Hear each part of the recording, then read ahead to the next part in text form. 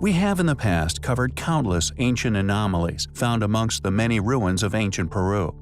Hillside fortresses, mountaintop sanctuaries, completely self-sustaining, technologically advanced group whose ruins still contain countless as yet unexplained methods of construction and often incorporating inexplicably large megalithic blocks once quarried, carved, transported, and then somehow, seemingly effortlessly placed atop one another. Masters of architecture, irrigation, stonework, and horticulture, this group, although claimed to have been that of our far less capable recent ancestors, the Incas, built self-sustaining, earthquake-proof settlements high among the clouds. Sites often built at altitudes far higher than 2,000 meters above sea level, with these ancient, once indigenous builders also one installing simple, yet incredibly effective gaps in the pathways to such sites as Machu Picchu, allowing the inhabitants to draw the bridges to the site, cutting it off from any possible invaders. Once these bridges were removed, sites such as Machu Picchu became virtually impenetrable. We have previously covered many incredible Peruvian ruins. The Intihuatán, for example, is yet another relic we recently covered here on the channel. It is yet another example of this now-lost civilization's past knowledge and extraordinary now-lost capabilities. A solar clock, precisely bored into being directly out of the bedrock of Earth, which precisely indicates the solstices. We discussed how certain characteristics of many ancient sites, most notably the apparent Mayans masonry, Incan, and Neolithic sites, such as the Stonehenge within the UK, all display a past obsession with solar precisions.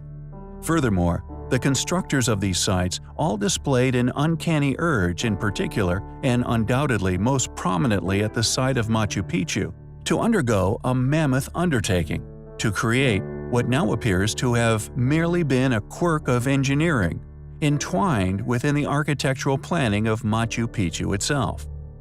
It is often perceived as overkill. So much polygonal masonry is present virtually everywhere it could be laid.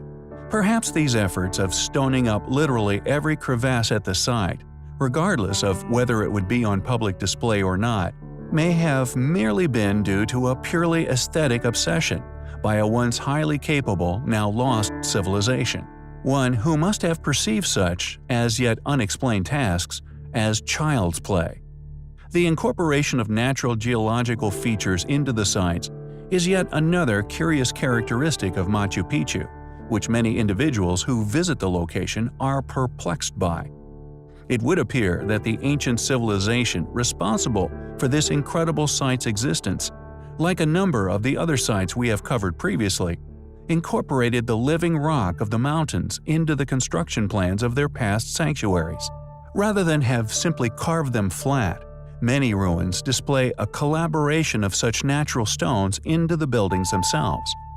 The Temple of the Condor is one of these incredible examples.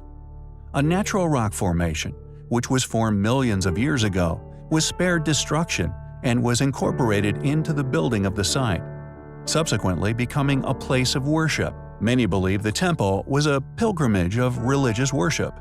The masons who manipulated the Temple of the Condor into the site skillfully shaped the rocks below the main menhir into the shape of outspread wings of a bird, largely believed to be that of a depiction of a condor in flight. According to a number of studies of the ruin, upon the floor of the temple is the carving of the condor's head and neck feathers, flowing up into the body, which is the natural formation we still see today. This completes the posited figure of the three-dimensional bird.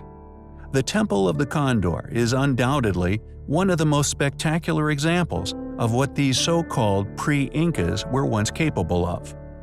Like so many other ancient sites found all over the world, shares so many characteristics with ancient Peru.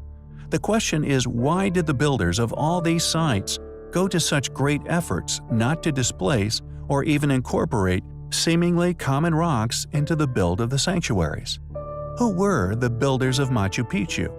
Were they a world-faring civilization?